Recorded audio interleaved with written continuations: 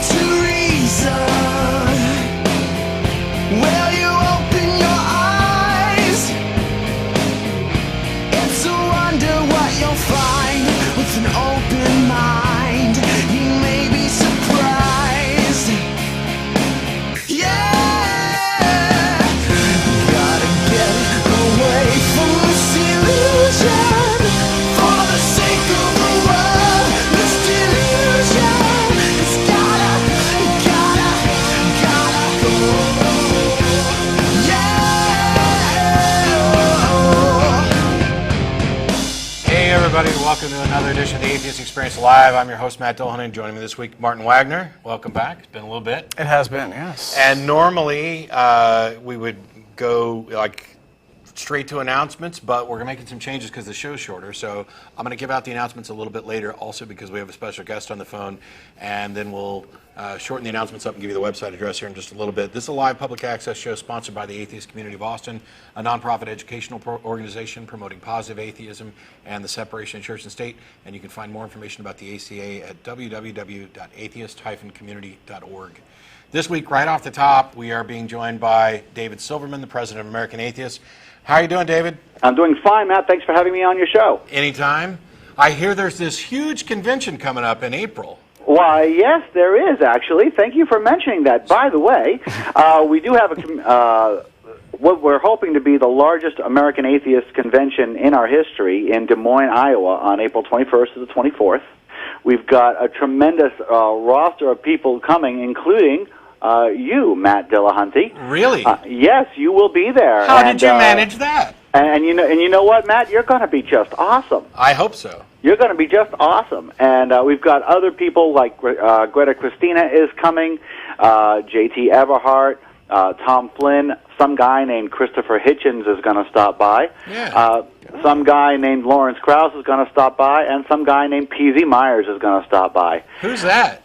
Just these guys. Some internet crank, I understand. Somebody, Yeah. I guess they must be famous on the internet or something.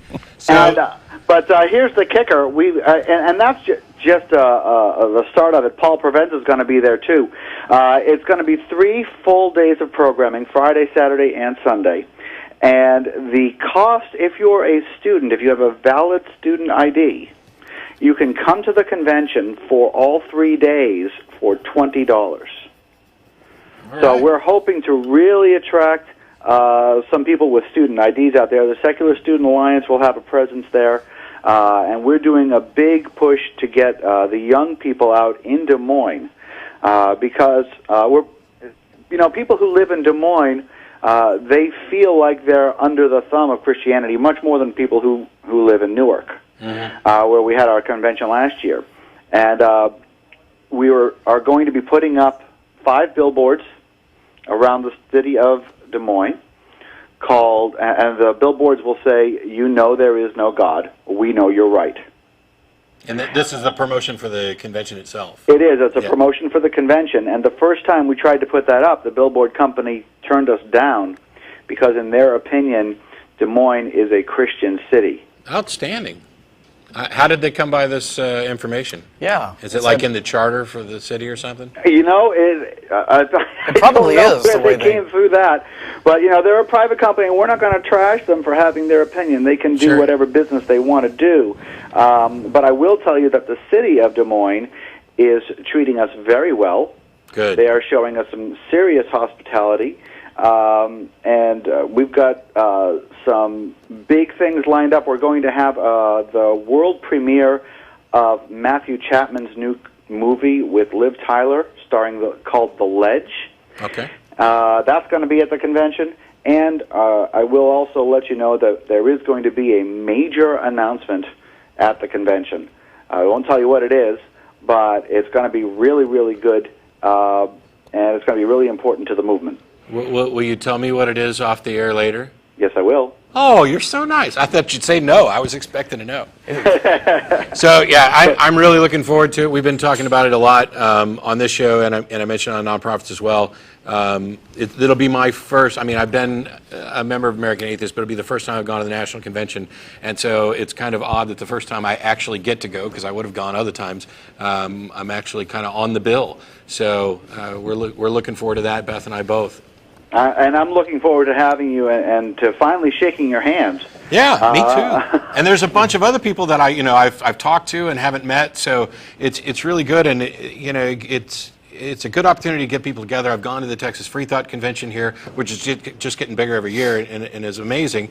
And I've been to the Amazing Meeting, speaking of amazing. But this will be my first chance to go to American Atheist Convention, and I'm just absolutely thrilled to not only be able to go, but to get the opportunity to address everybody and have a little chat. And we are absolutely thrilled to have you on, Matt. We're going to have we're going to surround you with stars. I hope it's just going to be a star-filled convention, and the intention is to motivate people to come out and to really hammer home the idea that Des Moines is not a Christian city, that there is no such thing as a Christian city, and that every city in every state has an atheist population that can be stirred.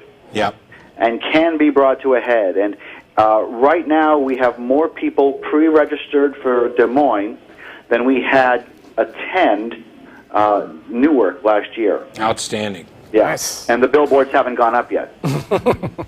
Well, I guess all right, I'll have to tell you afterwards, but I'm not going to sleep on the street this trip, so. This is going to be. I heard that the first hotel is already sold out and that you've moved to an offshoot hotel, so we're actually looking forward to a packed house up there. We are looking for a packed house, and the first block of rooms is overflowed, but the overflow hotel is still good. And it's walking distance. It's a short walk away. All right, give them the website so we can direct people with information. Thank you very much. The website is atheists.org. That's plural. And it's atheist.org/Des Moines or /convention. They're both the same. And you can go on and you can see the roster, the whole roster. It is a very impressive roster. We're very proud of it. And you can also donate to the billboard campaign to help pay for the 5 billboards that are going up that are going to sit Des Moines up on its ear. That's going to be fun, too. All right. All right. Well, thank you very much for having me on. And, Matt, I'll see you soon. You bet. Thanks, David. I appreciate it. Thank you. Bye. Bye-bye. So I don't have any other actual announcements because that's just way too big. That was it then. There's like Godless Gamers at my place tomorrow and stuff, and I'm sure we'll have like happy hours on Thursdays like we normally do. Yeah. All that stuff. You can go to the ACA website, www.atheist-community.org. There's a frequently asked questions page there, and I just realized I was looking at the wrong camera the whole time Dave was on the phone, which is funny. Okay. And they've been laughing at me in the other room. They usually do that, so it's not. And you can find out more information about ACA events, including blood drives, street cleanups, and everything else that we do. I don't know if you had anything specific you wanted to talk about, or if we just want to like start running through the lines. Well, we can start going through the calls, but I was just going to mention that I have every intention of making TAM again this year. I've been off for like 2 years. I haven't done it since 2008. Yeah, so I'm planning on going back, and I'll be trying to keep people informed as to how that's progressing. And so if any Atheist Experience fans are going to be at TAM this summer, and you guys want to do sort of like a little Atheist Experience meetup at that time, I'd love to meet a bunch of folks out there as well. And Beth and I would love to go, but we think we've decided that we can't do TAM this year because of the wedding and all the other stuff. Other plans, yeah. And so Des Moines is going to have to tap you out on conventions probably. Yeah, but Yeah. Well, so you do Des Moines, I'll do Vegas. You bet. We'll split it up. We'll cover the whole, convention scene, as it were. And Martin will pose for pictures in all sorts of funny outfits. Mm-hmm. Guaranteed. Except for that one. Well, all right, most of them. That one itched. We've got. You want to go ahead and. Let's do it. Pete in Green Bay, how are you? Very good. Good afternoon, guys. I love your show. Thanks for calling. I appreciate it. Thank you. Was having a very nice conversation with actually a Baptist minister, and we were just exchanging different ideas, and when I had explained that I was an atheist, the conversation turned real quickly when he found out that I had children, and he said, well, you're actually dooming your children to eternal hell. Mm-hmm. And I said, well, I actually don't think that, because my son, who's 5, if I executed him today, which of course I would never do something like that, but Sure. I said, for sake of argument, if I did that, the gentleman admitted that he would go straight to heaven. I said, I'm willing to sacrifice my soul. Not a very good Baptist. Mm-hmm. Well, Anyway, go ahead. and I said, really, and I said after that, I said the ultimate scam is I could repent, convert to Christianity, or accept Jesus, and I got a 50-50 shot of going to heaven. But even if I don't, I could make the argument I love my son so much, it was worth it. And he had absolutely no response for that. His only response was, well, you really can't trick God like that. And I said, well, explain to me in your belief system how that wouldn't work. Now, obviously, I hope no one would ever, be as delusional to do something like that.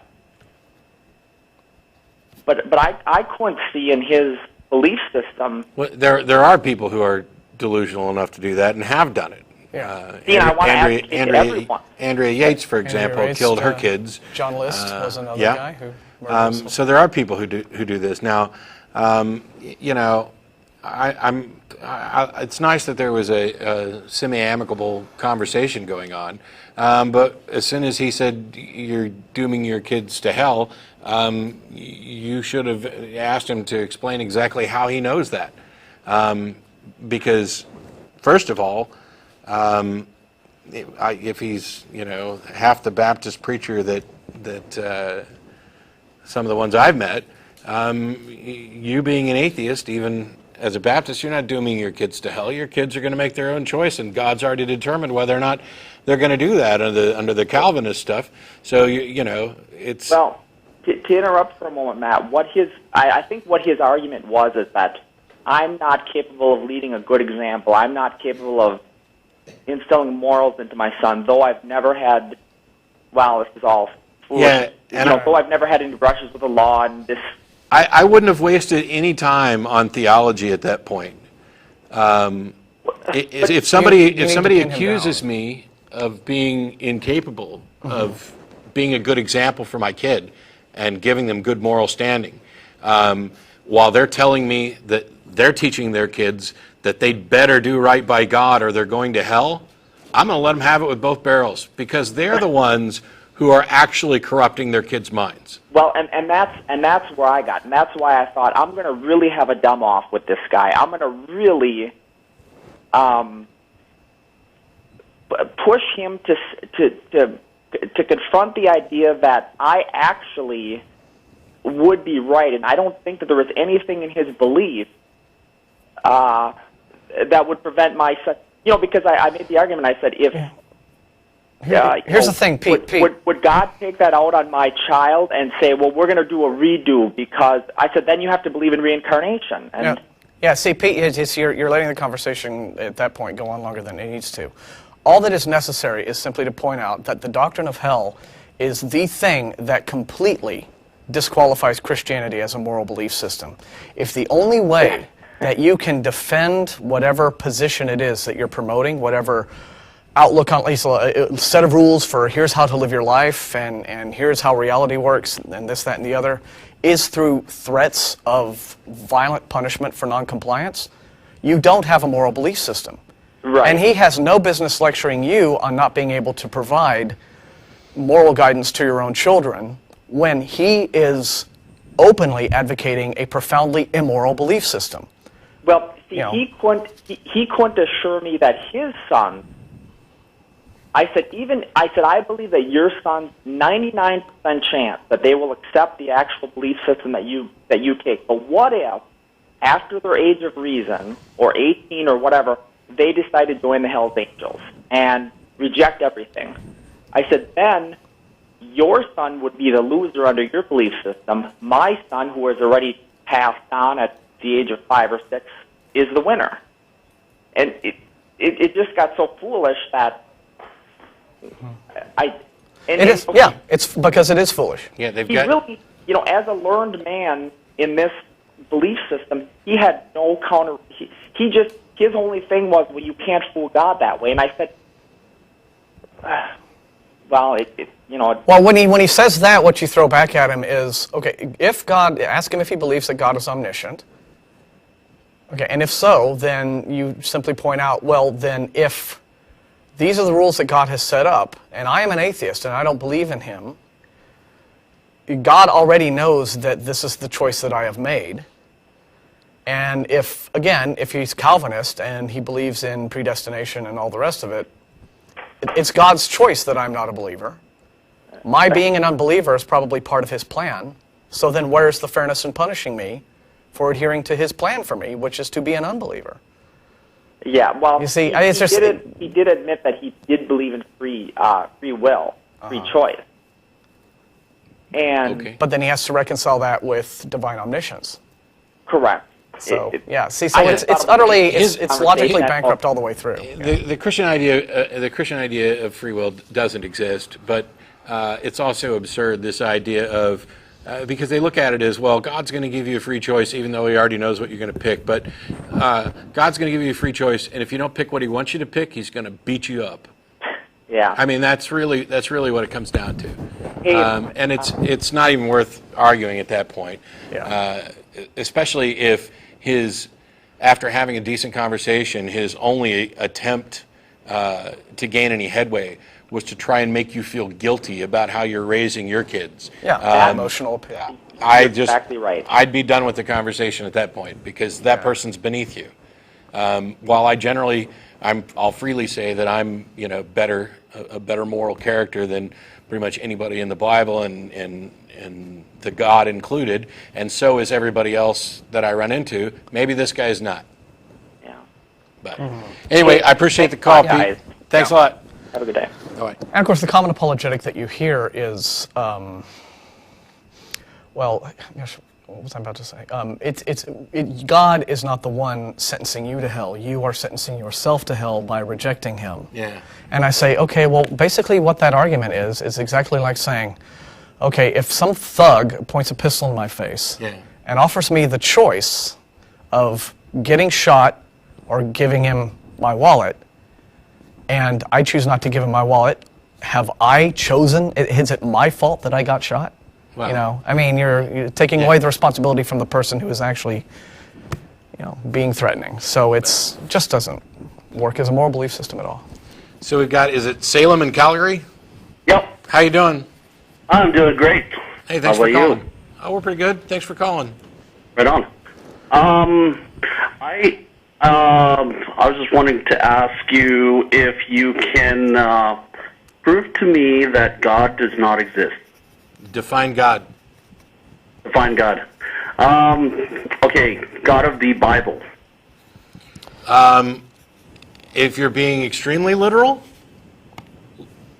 I mean, it depends. I mean, there's a lot of different ideas about the God of the Bible. By and large, I may not be able to prove to you that a God doesn't exist. There are some gods that you can demonstrate don't exist because they raise logical contradictions or they're in direct contradiction to the known universe. If your idea of God is a God who created everything 4,000 to 6,000 years ago, then I think we could pretty much blow that one out of the water, as the universe is closer to 13.5 billion years old. There are other possibilities depending on how you want to actually define it. But there's not much point in actually going through and attempting to disprove all the various gods that someone could believe in, even out of the choices from the Bible, when it's their job to demonstrate that whatever they believe in is actually true. It's kind of like calling and asking me to prove that there aren't leprechauns or fairies. I don't have to do that. I can, depending on specific definitions, but there's no need for that. It has nothing to do with atheism. Yeah, the burden of proof for a claim always rests upon the person making a positive claim. So if Farmer Brown tells you that a UFO landed in his pasture last night, and stuck a flashlight up his rear end and does whatever aliens do. It's not your job to prove to him that that did not happen. It's his job to prove to you that it did happen. So. Then why is it a theist's job to prove that he does exist? Because the theist is the one making the positive claim that there is a God. It's the same reason that the person who wants you to believe that they saw Bigfoot has the burden of proof. You don't have to prove them wrong. It's the same reason that when you go into court, they've got to prove that you're guilty and not that you're innocent. But shouldn't it go the other way too, like both ways? No, because atheism isn't the assertion that there are no gods. Atheism is a position of rejecting the God claims as unproven. There's a difference between I don't believe in a God and I believe there are no gods. Okay. Yeah. For example, if somebody comes up to you and says, I am a billionaire, I have $500 million in this bank and more money in this other bank, prove me wrong. Prove me wrong. That's kind of what you're doing. Now, in that case, well, we can look at the bank accounts and maybe we can find out some information. But the person making the claim is the one that has a burden of proof. Otherwise, you would put yourself in a position where you would have to believe everything. You would have to believe the God of the Bible, the God of the Quran, the various gods from Hindu religions. You couldn't eliminate any religion as being wrong because you would be putting yourself in a position where you would have to accept them until they could be disproved. So the default position is to reject the claims until such time as there's evidence to make them believable. But the whole concept of God, the whole concept of an existence of a being, a higher being, came from the Bible. No, it didn't come. No, it didn't. There were religions a long time before the Bible came along. I mean, the Bible itself, in its current form, the Bible that we have is less than 2,000 years old. Human civilization is about 10,000 years old, and there have been gods that whole time. There were religions long before anybody ever wrote down the stories of the Jewish traditions. Have you heard of ancient Egypt? Have you heard of ancient Babylon and Assyria? They all had their gods. They all had religion. They all had higher beings. I mean, Yeah. the Bible, if it's taken literally, and you work the dates out, the Bible has. Would you let me finish? If you take it literally and read out the dates to get that dating period, the Bible has that God creating the universe after dogs were domesticated. There were religions and religious beliefs and God concepts long before the Jews came along. Yeah, human civilization goes back far, far in the past, and long before the Bible was even compiled. And the Bible that we have today took 200 years to compile. So, you know, there's quite a lot of the history of religion is a very fascinating and complex subject, and it's not just easily laid out. The biggest thing is that the God concept did not come from the Bible. You're just flatly, absurdly wrong to make a claim like that. That's like saying that music was invented by Elvis. But isn't there a difference between the gods of, like, the pharaoh? The pharaohs were people that were exalted, and so were, like, the Babylon god, Baal, who was originally a person. And well, they still. What difference did it make? Yeah, they still revered and worshipped those deities as higher beings. There were God concepts that weren't contingent at all upon the Bible, and there was God concepts before there was writing and language, the various animist traditions. Yeah, okay. You know, you have Ahura Mazda that goes back far, far beyond. So, I mean, these are all sorts of supernatural gods that live on other planes. I'm still baffled as to what the point was. Yeah. Let's say that there was no God concept until the Bible comes along. What difference does that make? I guess it doesn't make it any difference. There we go. All right. Yeah. The other question that I had for you, you went to theological seminary? No. You say that in your bio, I believe. No, I don't. I was studying with the intent of going to seminary when I became an atheist, so I avoided having to pay for that. My mistake. All right. Well, it's great talking to you. I like what you're doing. You guys are. It makes people think. Good. I watch your show all the time. Well, thank you very much. Thanks a bunch. You have a good day. Have a good day. All right. Bye. As a reminder, since I didn't do the full announcements, after the show's over, most of the people get together and go to dinner at El Arroyo. I'm sure they'll get the address up as well. By the way, if you can't read the number across the bottom of your screen, I know we're having problems with our CG stuff. It's 512-472-2255. But don't be surprised if you get a busy sign because all 4 of the lines are full and have been since. You know what I would like to hear this show? It may be hard to get it in here in the last half hour, but I would like to hear an argument from a theist or a Christian that is new. I've been involved in this program for about 10 years now, and you hear the same arguments recycled over and over again. And what I'd like to hear, doesn't even have to be today, but at some future show, an argument that does not fall under the category of PRAT. Now, what does PRAT mean? PRAT is an acronym, P-R-A-T-T, previously refuted 1,000 times. And we've heard of this all the time. I mean, Pascal's wager. I don't think any such thing exists. Well, apart from some esoteric. That is what I would like to hear then. I would like to hear some argument for the existence of a God from a theist that has not been recycled over and over and over again and previously refuted. Can you bring us one, please? Love to hear it. If somebody could promise me that I could live to see that, I'd be overjoyed because that would mean I would probably live forever. Well, let's get those calls in then. All right. That is the gauntlet has been thrown. Yeah, kill us off by giving us a brand new argument. Be really great. Jeff and Eugene, how you doing? Hi, thank you for taking my call. Sure. I didn't know I was going to be able to hear you guys live when I was on hold, and I was going to tell you that when I never watch you guys live, I wait until it's posted. And I was going to tell you, just like all the creationists that call in, I don't know what the hell you guys are talking about. Okay. I'm sorry, what do you mean exactly? I didn't know I was going to be able to hear you guys. Oh, okay. Well, But anyways, I just wanted to know if you guys heard about Harold's camping in the Open Forum Radio. Yeah. He's claiming that... May 21st. What's that? May 21st, end of the world, or the rapture, right? Yeah. I was wondering if you guys had thoughts on... Yeah, we think it's stupid. And we also think it's hilarious, and we're going to have a great time on May 22nd when he revises his whole thing and claims that he never said that and all the rest of it. It'll be fun. When I first heard about it, I shrugged it off because this is no less than the 12 millionth one of these to come along, and I was like, this is some fringe nut job that the modern evangelicals aren't buying into this and everything else, and they're really not.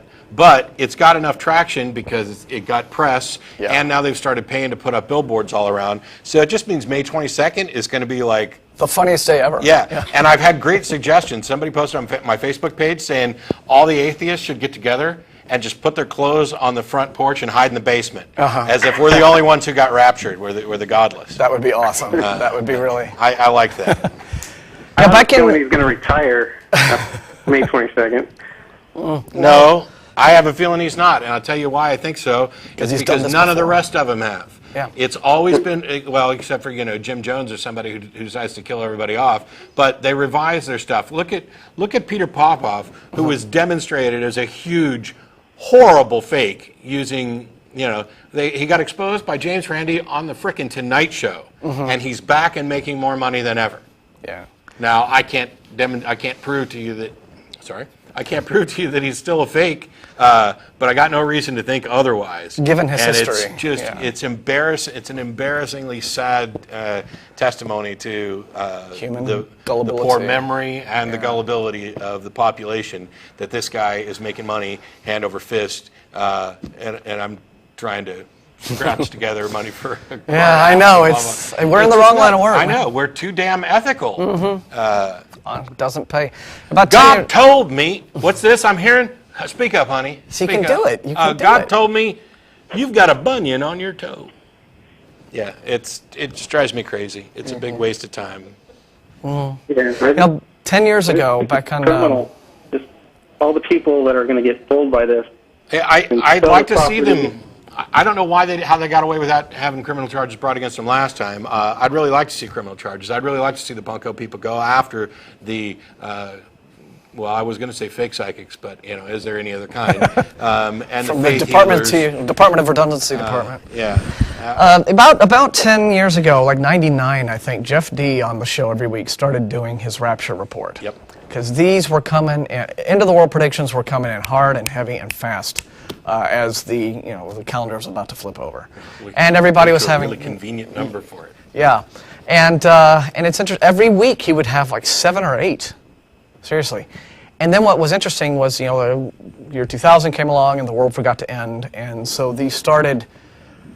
It started to slow down a bit and then picked up again because Christians apparently got wind of, oh wait, the 21st century actually starts in 2001 because of the calendar you count back. There was no year zero, calendar started. So then we had this whole new round of rapture predictions for 2001, and then 2001 came along and the world forgot to end, and so then it just started trickling off finally. But it was just funny to see. I agree with you. I mean, it's if either under the RICO Act or something.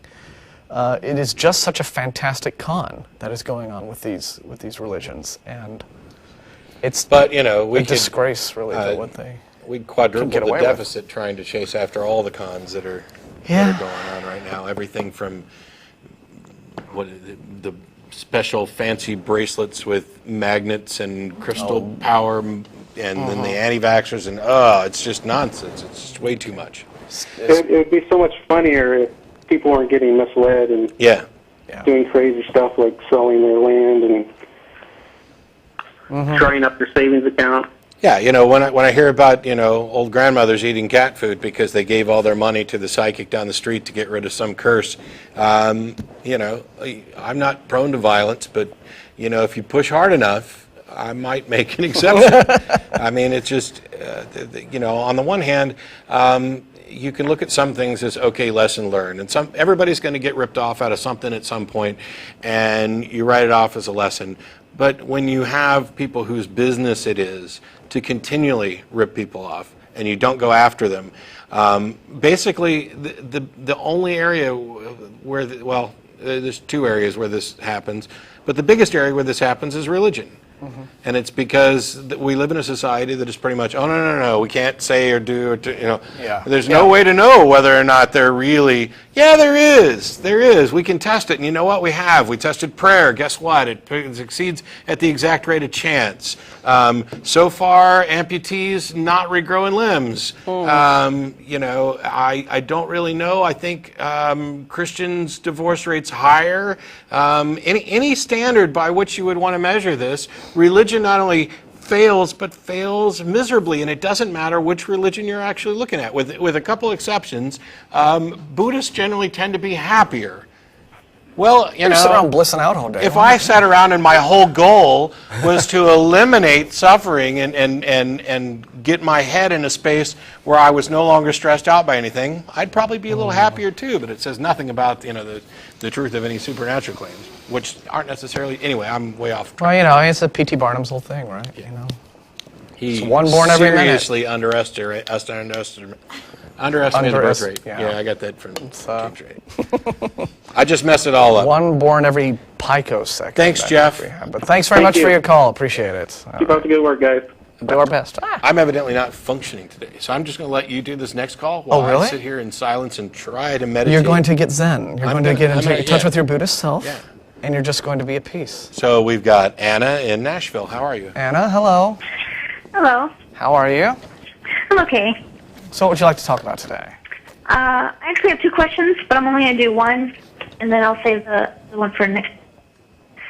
I am actually a theist. Okay. A polytheist, actually. You probably don't get many of those. But my question is about religious atheists. Do you think atheists can be religious with their lack of belief in a God? Religious about the lack of belief? You mean in terms of... No, they have a religion, and the religion does not include a God concept. Oh, well, there are, for example, Buddhism, as we've just been talking about, is technically, I guess you could say, an atheistic religion. The Raelians, I guess, technically would be atheistic because they worship aliens, and they've just replaced God with aliens. So they don't have a supernatural deity they worship. So maybe if you stretched it, you could call that atheistic. So yeah, there can be religions that are atheistic, but atheism in general is, the rejection of theistic claims.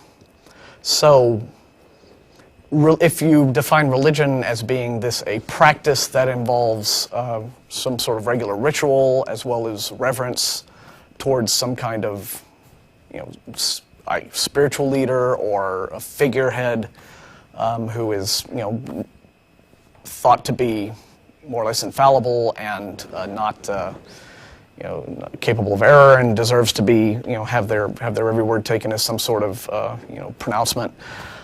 Yeah, you can do all that sort of thing without recourse to the supernatural. Now, I would think that it would be just as irrational a practice as it is when the supernatural is attached to it. I think that critical thinking and skepticism should be applied all across the board. No individual human being is infallible. No one is incapable of error. And while it is one thing to admire and respect a figure or a certain person for the things they do and their achievements and accomplishments and their ideas, it's another thing entirely to build a cult of personality around that person. For example, as a lot of the people who are into Ayn Rand have done. And oh boy, that's going to open a can of worms.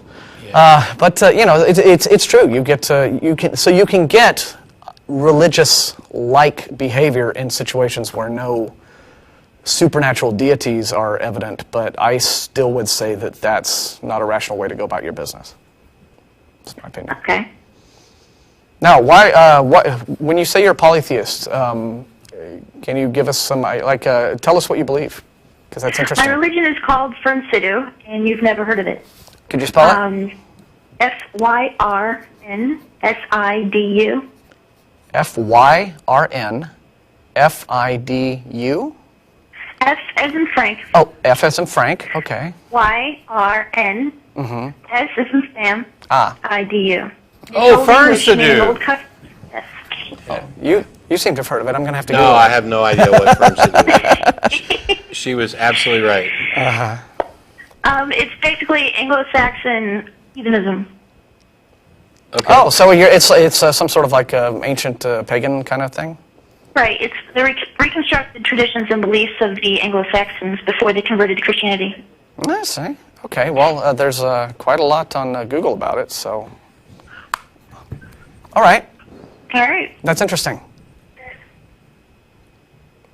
Also, could Matt tell me, no, you're done? No, you're done. Thank you, Anna. Evidently... Fellowship of Anglo-Saxon Heathenry. Boy, do that once or twice and everybody wants you to... Well, it does sound like it's more fun than what the Calvinists get up to, Anna. I'll give you that. So, anything that involves dancing around naked, we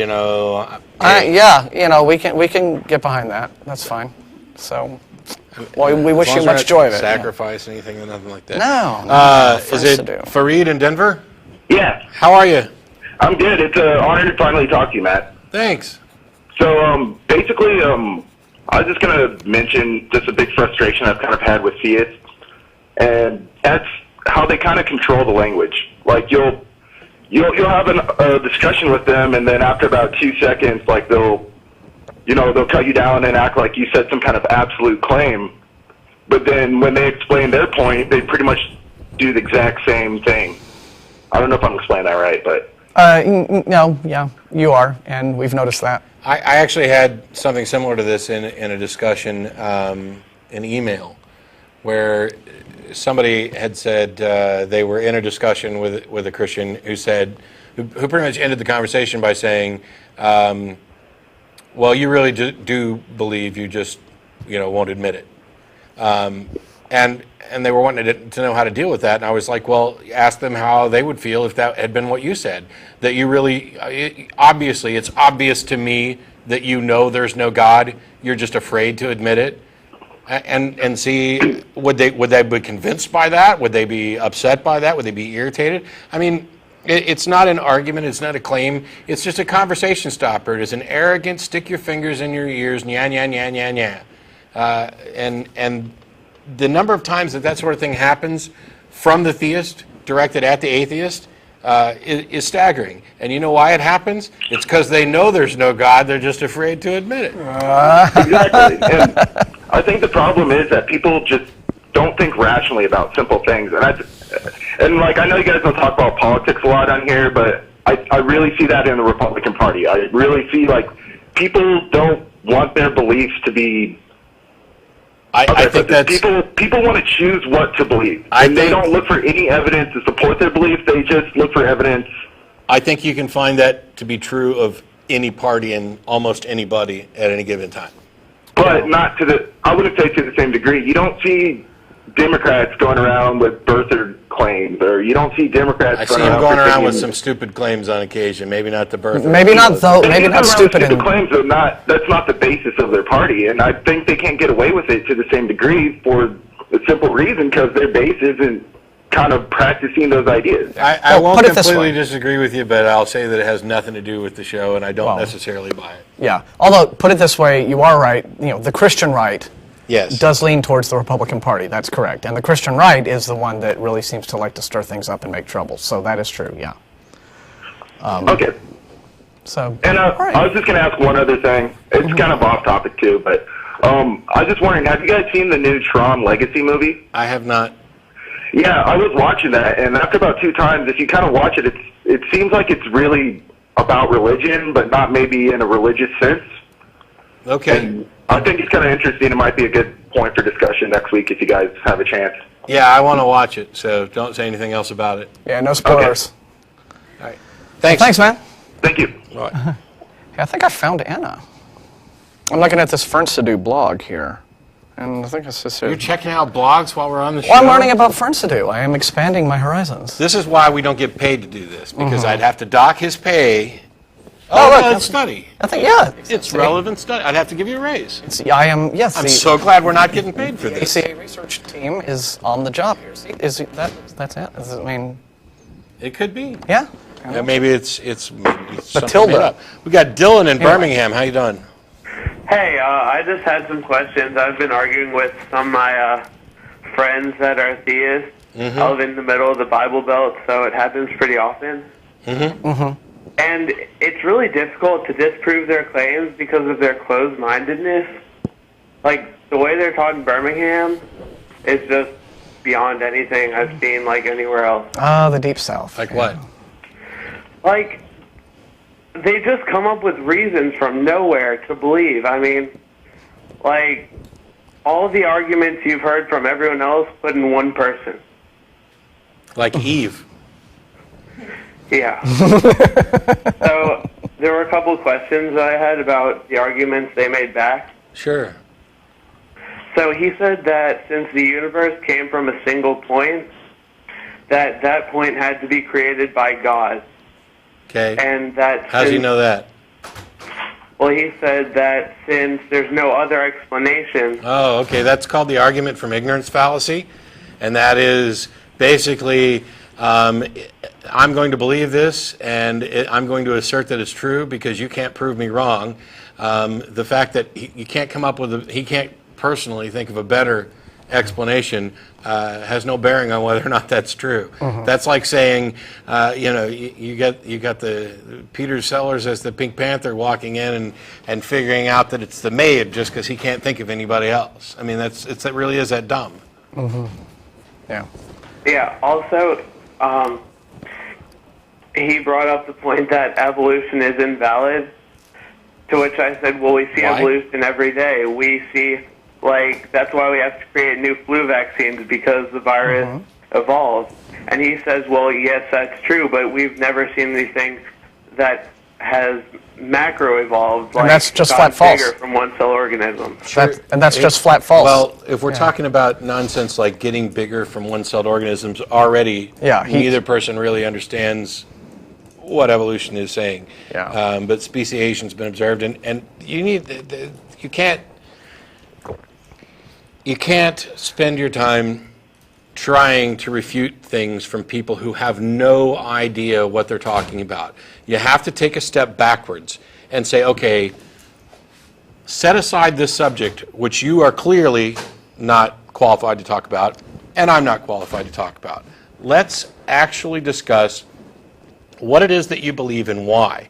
And if I'm not convinced by what your reasons are, then we need to have a discussion about how one becomes convinced. What sort of evidence is required? When does a claim become believable? And why is it that you seem willing to believe something for reasons that I cannot and could not? And by the way, you don't believe competing claims for the same reasons that I'm rejecting your claim. You reject the claim of the Hindu and the Muslim and everybody else. So unless you can come up with, and you need to challenge them to come up with a justification for their belief that is specific to that belief, that meets a standard of evidence that allows them to say this is true in the face of these competing claims. And unless they can do that, the conversation's over.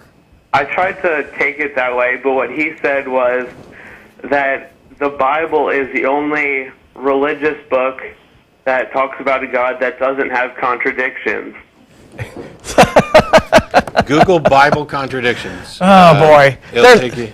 there are contradictions right from the very beginning of Genesis, right? I mean, Genesis 1 has one version of the creation story, and then Genesis 2 offers a completely different version of the creation story. Yeah, so he obviously doesn't know his Bible either. But even if it had no contradictions, that's still not a good argument. Yeah, that would not be the thing that would prove the Bible true. You know what else doesn't have contradictions? The blog post I made yesterday. Oh. Does that mean I'm God? I mean, does that mean it's supernaturally inspired? Yeah. Anyway, I gotta let you go because we're running short on time. There's a couple other calls I want to get to, but thanks a lot. Thank you. And I strongly suspect your friend doesn't know anything about fern Sidhu either, so they could have a very consistent, mythology behind their thing. So is he going to say that's right? I don't know. Probably not. So we got, is it Caesar in Queens? Yeah. Hello. How you doing, Caesar? Yeah. Thank you. Thank you for taking my call. Sure. I have. I totally believe that you need evidence. When you believe something, you need evidence to support it. Cool. Not just blind faith.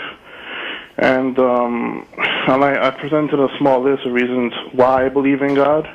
Okay. And I'd like to read it out real quick. Okay. All right. There's Jesus Christ, the near-death experience, the finely tuned universe, the intelligent design for explaining the origins of life. I believe life comes from life only. Information can only come from a mind, not from matter. I believe chaos can exist in order, but order can't exist in chaos. I believe in the out-of-body experience and mediums and electronic voice phenomenon. Is there anything you don't believe in? Yeah, I mean, when are we going to get to aliens and Bigfoot? No. I mean, these because you gave a list of the reasons that you claim you believe in God, and all you did was list a bunch of stuff you believe in. They collaborate towards God. But you listed a bunch of stuff that you believe in, and guess what? I don't believe in any of those. Why should I? No, I know. But see, why do you believe in those things? Look, the O.J. Simpson, I'm a little bit nervous. Sorry, guys. It's okay. It's okay. The Tell you what. jury didn't believe he was guilty. I mean, the whole world basically did. But I know, and I have more. I have more of these little things. But it's for many reasons why I believe in God. It's not just one reason. But see, your reasons themselves need to be justified with some evidence. If you say you believe in out-of-body experience, you need to be able to explain why. And if you say that you believe in creationism, you need to be able to explain why. You need to be able to lay out a sort of path of evidence that got you to accepting that those claims are true. And if you can't do that, then what you've got is a belief that is founded on irrational basis, and you should probably reevaluate, and you should think, well, am I just believing these things because they sound good to me, or they seem to reinforce what I want to believe about the universe, rather than what any sort of evidence or proof actually shows? I mean, you need to understand why you believe what you believe. You need to be able to have a method that you can lay out for yourself that allows you to tell the difference between a claim that's true and a claim that's false. So let me ask this real quick, Caesar. I'm sorry, my mic's not working quite right. Just take one off the list. For example, like near-death experiences. Near-death experiences have been investigated, and we've found no evidence that any real phenomena is actually occurring. basically what the best guess is that we're talking about a dying brain. We know what happens to your brain when it's like starved of oxygen for a little while. We know what happens when a brain is in the process of decay. And now you're talking about a brain that's actually dying. And of course, it would be unreasonable not to expect some weird experiences.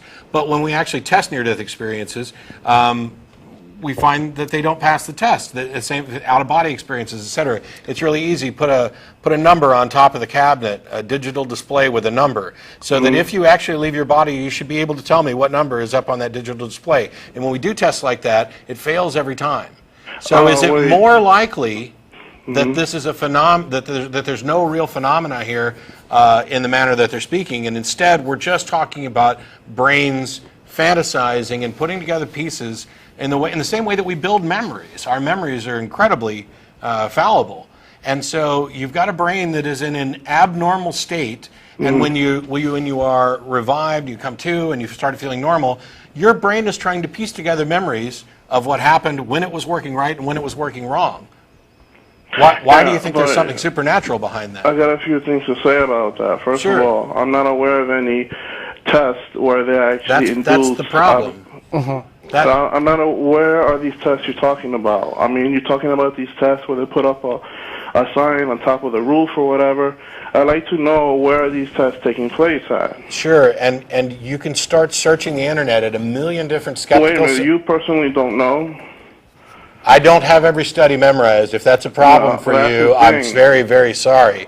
But I think it's incredibly dishonest of you when I point out the fact that there are studies and that you can go look at these, and I'll be happy to look some up and give you an email if you send an email address and email them back to you. But if your objection is that I don't have these memorized off the top of my head, that's not my problem. It's not my problem that you are unaware of things that are real while believing things that aren't. No, that's not my argument. I was saying that I'm not expecting you to have detailed information of every test.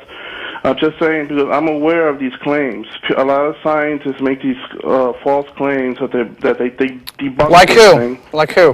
What scientist just made a false claim about out-of-body experiences? Well, you don't expect me to have all the details. Well, I mean, again, no, you're making a claim. They're saying I'm should know. I'm not expecting Matt to have the details either. I'm fully aware that there's these scientists that do these tests. Okay, you just said you're fully aware. So which of the scientists have made false claims? Well, I'm trying to get you've now made a claim. I want to make sure that we're fair. You're saying that you are aware of scientists who have made claims and that these claims are false. How do you know that their claims are false? Because by the nature of the tests they've done, you go into the details of how they conducted these tests, and you see that they're improper. How are they improper? Well, give me an example of an improper test. Well, first of all, like they have in one hospital in America, just one hospital, they have a sign on top of in the ceiling of the room where a lot of patients die in heart attack natural causes. And out of that one little exam, they haven't found a person who had a near-death experience. I mean, So you're basically saying that you've come across one of the studies that I was talking about, and you're claiming that it's false. Because that's such a narrow net. How can No. I said there were studies. You wanted me to cite one, and now you're saying you knew about one. You just don't believe it, and you don't think that the protocol is good because it's too narrow. No. Hang on, Caesar. Guess what? That's too damn bad. Really? If the test does not produce evidence, then you don't have evidence for the claim. And until you actually come up with evidence for the claim, a test that does pass, there's nothing wrong with this test. And I guarantee you that if one person had an out-of-body experience there and mentioned that sign, you would not be claiming that this test is in any way faulty. That is dishonest. It demonstrates the bias. It's a confirmation bias. You are looking for the information that confirms the nonsense that you already believe, and you are rejecting the information that challenges what you already believe. That is not an honest assessment of a claim. No, there's a reason why I don't believe. The test itself, it can work. The reason why it hasn't produced anything is because it's so narrow. You might have to wait years, decades, centuries. There's only one room in one hospital in the entire But country. if it's an out-of-body experience, then it still should work, right? I mean, a person should be able to float around the room. Well, who knows when? 10, 20, 50, 100 years? And you know So what? now what you're doing is a fallacy called moving the goalposts, right? It's you get a study that doesn't give you the results you want, and now you're saying, oh well, we're going to have to study this for centuries. No. The thing is, that's why the test. That's why I think the test is improper. Because No, Caesar, the test is proper. Your objection is that they're not doing it in enough places, but you don't know how many places they're doing it. You have no idea how often this is being done. Neither do you. And I'm yet, just saying. and it doesn't matter, because if it takes 1,000,000 years before we get a result, then it takes 1,000,000 years before the claim is believable. If you believe it before then, you are being irrational. You are accepting something without evidence, which is by definition irrational. And that is just one tiny aspect of the near-death experience. There's a whole lot of it I could get into. Well, anyway, you were wanting an example of a study. I just pulled one up right here. You can find I know, this, but that's just one criticism. And there's a whole body of work in near-death experience. Using virtual reality goggles, a camera, and a stick, scientists have induced out-of-body experiences, the sensation of drifting outside one's own body in healthy people. This is published in the journal Science in 2007. Okay. When people gaze at an illusory image of themselves through the goggles and are prodded in just the right way with the stick, they feel as if they have left their bodies. This would seem to demonstrate that what people call out-of-body experiences is a neurological phenomenon, not a supernatural one. The research reveals that the sense of having a body, of being in a bodily self, is actually constructed from multiple sensory streams. And you know what contradicts that evidence you just told me? What? Is that when a brain is dying, it's starved of oxygen. It's not working properly. You're not even supposed to have any hallucinations or dreams. That's How do you know How do you know that? Have you ever died? What are you saying? Are you an expert now that you know you're not supposed to have hallucinations or dreams when a brain's dying? When actually that's exactly what nonsense. When the brain is breaking down, you can have random nonsense that doesn't make any sense. That you could be seeing colors and yet you're noises. convinced. And yet you're convinced that when this brain completely breaks down, everything repairs itself as the soul goes off with the memories that are gone. And no, it doesn't repair itself. It's not broken. It's dying. It's not broken. Okay. Wait, if it's dying, it's not broken? So it starts working again afterwards? I think you need to reevaluate. I tell you what, Caesar, I'm pretty much done. Yeah. I really am. You make a list of things that you believe, and when we point out reasonable objections to them, you've got a complaint for everything. And I got two reasons why I'm not an atheist. I haven't gotten to that part yet. I got one reason you're not an atheist, but go ahead. Okay. Atheism makes no positive arguments for so what? reality. So what? Yeah. What difference does that make? All right. And the other reason is science makes no claims for a godless reality. So then I'm asking you or anybody really, why should I be an atheist when I can be a Catholic or a Christian or whatever? Sure. Why should you be a Catholic instead of a Muslim? Why should you be a Catholic? That's a genetic fallacy. Don't go there. I'm well aware of these arguments. I'm not talking about the genetic fallacy, and don't tell me not to go there. I'm asking a question. Because I was born in America. You want to know? You want to know why you should be an atheist and not a Catholic? And my answer is because there's not sufficient evidence to believe Catholicism is true. And if you care at all about whether or not what you believe is true, you cannot reasonably be a Catholic or anything else. And that's the end of the show. We're out of time. I apologize. There's a list to the crew. Thanks to Martin. Thanks to Jay Silverman for calling in. Remember the American Atheist Convention, and there'll be people at dinner at El Arroyo shortly. Bye-bye.